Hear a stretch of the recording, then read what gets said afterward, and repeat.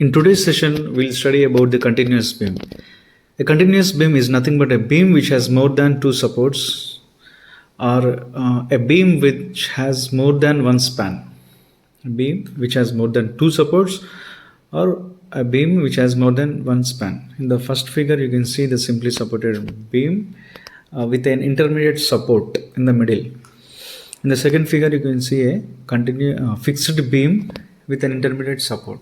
So when we give an intermediate support, it becomes a continuous beam.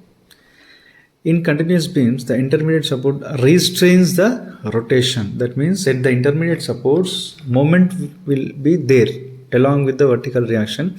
Moment will also be there. This is the important point to be noted. Therefore, moment will take place at intermediate support. So in the third figure, you can see there at at the ends there is vertical reaction. And at the intermediate support there is a vertical reaction along with the moment.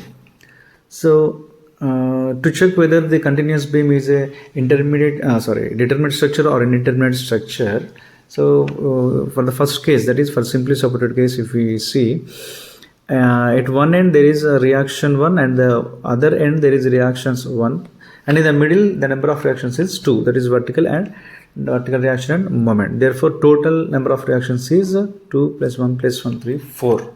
So 4 is greater than 3, that is number of equilibrium equations. So number R is greater than 3, 4 is greater than 3, therefore it is indeterminate structure. In the same way, if we see for the fixed beam with intermediate support, so fixed ends has 3 and at the center it has 2 reactions, so total 8. So 8 greater than 3, therefore the continuous beam is a indeterminate structure. The next point about the continuous beam is, when continuous beam is simply supported, there will be no moment at the center. Next point, when the beam is fixed, the moments will not be equal to 0 at supports. And next point, due to continuity of beam, midsection of beam is subjected to sagging moment and the supports are subjected to hogging moment as shown in the figure. So if you observe the figure there, if we take a continuous beam, fixed continuous beam is subjected to UDL over along the span, complete entire span. At the supports, you will have a hogging, and at the center also there will be hogging. That is, at supports there will be hogging, and at the midsection of beam, sagging will take place.